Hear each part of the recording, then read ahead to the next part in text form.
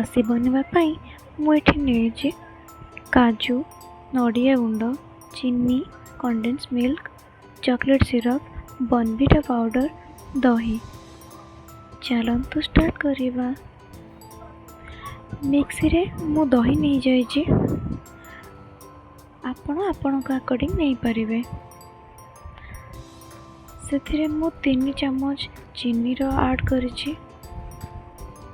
आपण को जदि अधिक मीठा खाइबार अच्छे देन अधिक ऐड करि परिबे। एठी मु नेछि कंडेन्स मिल्क।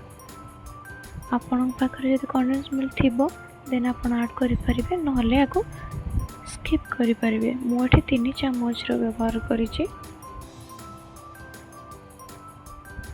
मो पाखे जेहेतु ठंडा दही नथिला तो मुझे लगी एतिर आइस क्यूब रो व्यवहार करिछि।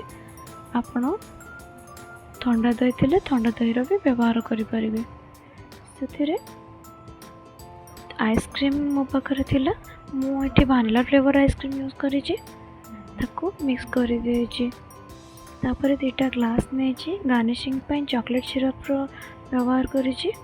सेथिरे मिक्सी को काढ़ी नेछि। आइसक्रीम टेस्ट पाई एंड डेकोरेट पाई नहीं किछि नड़िया कोरा नहीं डेकोरेट पाई।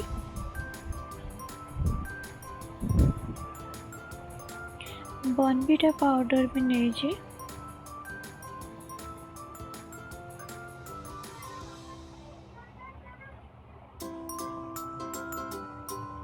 आपण को जमीती पसंद आपण सेमिति हिसाब रे डेकोरेट करि परिबे। ता ऊपर मु नेछि चॉकलेट सिरप सुंदर देखा जे पे मु नेछि। ता ऊपर ड्राई फ्रूट्स नेछि। मो पाखरे केवल काजू थिला तो मु खाली काजू को नेछि।